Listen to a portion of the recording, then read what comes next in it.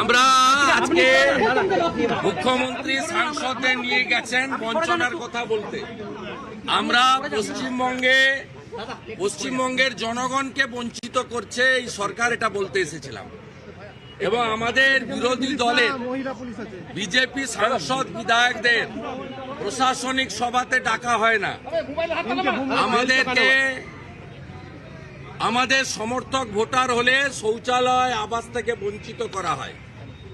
বাংলার জনগণকে বঞ্চিত করে কেন্দ্রীয় অর্থ নয়ছয় করে পশ্চিমবাংলায় বিরোধীদের কণ্ঠরোধ করে যেটা দিল্লিতে ড্রামা করতে গেছেন, আমরা পাল্টা যুক্তি, তথ্য, ডাটা দিয়ে এখানে বলে গেলাম। মুখ্য সচিব দেখা হয়েছে, আমরা আপনাদেরকে অডিও রেকর্ড আমাদের বক্তব্যের এবং ছবি পোস্ট করে দিচ্ছি, পেয়ে যাবেন। আমরা আগে থেকে বললে ঢুকতে দিত না। আমরা 144 ধারা এখানে থাকে, ওই জন্য আমি সহ 4 এমএলএ এসছি, not exceeding 5। We are law abide people. আধ ঘন্টা আগে পিএ টু সিএস কে ফোন করেছি, উনি দেখবো করেছে, আমরা অপেক্ষা করিনি। দিল্লিতে মুখ্যমন্ত্রী প্রধানমন্ত্রীর কাছে গিয়ে রাজ্যের আর্থিক বঞ্চনা বলছেন, এখানে জনগণকে বঞ্চিত করছে মমতা ব্যানার্জি। ডক্টর শঙ্কর ঘোষ, চন্দনা বাউরি, বিশাল লামা, আমাদের এসসি এসটি এমএলএরা আমরা একসঙ্গে গিয়ে 144 ধারা মেনে 4 জন গিয়ে মাননীয় মুখ্য সচিবের মাধ্যমে সরকারকে বার্তা দিলাম যে এখানে পশ্চিমবঙ্গে বিরোধী দলকে ভোট দিলে ঘর ছাড়া হয়, পঞ্চায়েত ভোট লুট হয়, আবাস, শৌচালয়, নলবাহিত জল, বার্ধক্য ভাতা দেওয়া হয় না। একজন সাংসদ বলেন আমি 70,000 বার্ধক্য ভাতা দেব। এই সরকার for the party, by the party, of the party, for the family, by the family, of the family চলছে। Corrupted government. এই সরকারকে কেন্দ্রীয় সরকার কত টাকা দিয়েছে, টাকা কিভাবে নষ্ট হয়েছে তার তালিকা এখানে আমরা দিয়েছি। আর সম্প্রতি মুখ্যমন্ত্রী কার্শিয়াং, আলিপুরদুয়ার, বানারহাট, শিলিগুড়িতে যে প্রশাসনিক পাবলিক ডিস্ট্রিবিউশন করেছেন, সেখানে বিজেপি এমপি এমএলএদের ডাকেননি।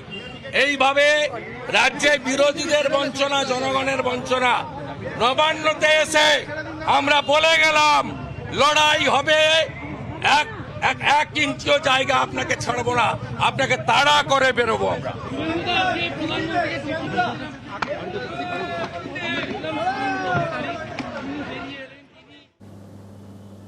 শুভেন্দু অধিকারী হঠাৎই চলে গেলেন নবান্নে।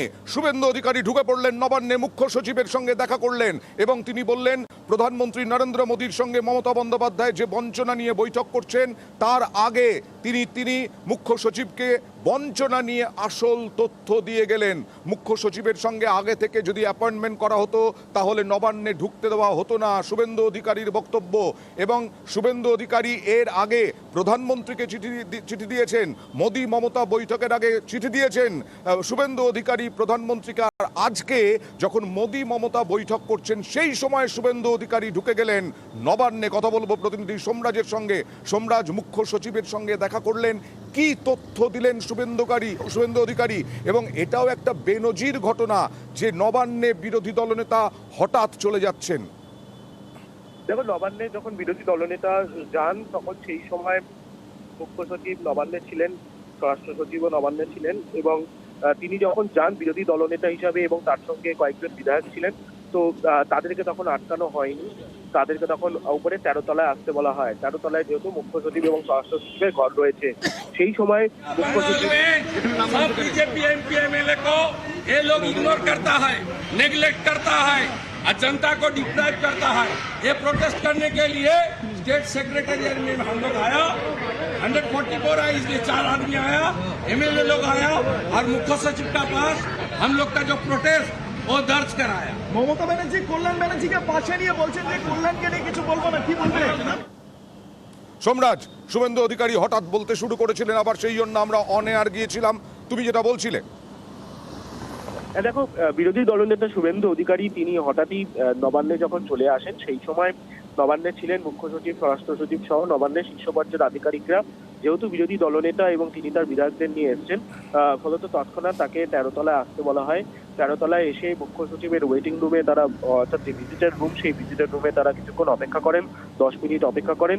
যেহেতু আগে থেকে কোনো অ্যাপয়েন্টমেন্ট ছিল না, ফলত সেই জন্য মুখ্য সচিব তার নিজের বৈঠকে ব্যস্ত ছিলেন।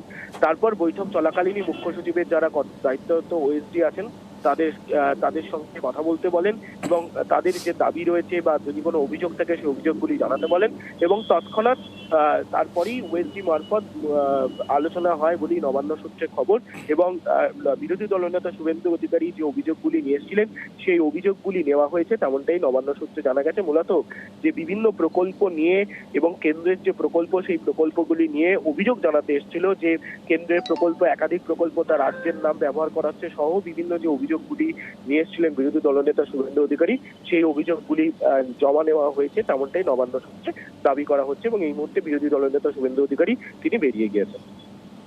কথা বলবো প্রতিনিধি উজ্জ্বলের সঙ্গে, অন্য প্রতিনিধি উজ্জ্বলের সঙ্গে। উজ্জ্বল, আজকে রাজনীতিটা 2024-এর লোকসভা নির্বাচনের আগে যে তুঙ্গে তুলে দিতে চাইছে বিজেপি, রাজ্য বিজেপি, সেটা পরিষ্কার হয়ে গেল।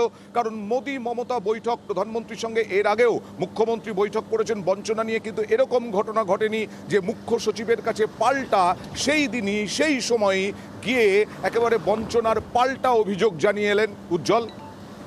আর দেখো, তিনি বেরিয়ে এটাই বললেন যে বঞ্চনা হয়েছে এবং দিল্লিতে গিয়ে যেরকম ভাবে জানানো হচ্ছে ঠিক একই রকম ভাবে সেই রাজ্যে এসে নবান্নে এসে তাদের বক্তব্য তিনি তুলে ধরেছেন।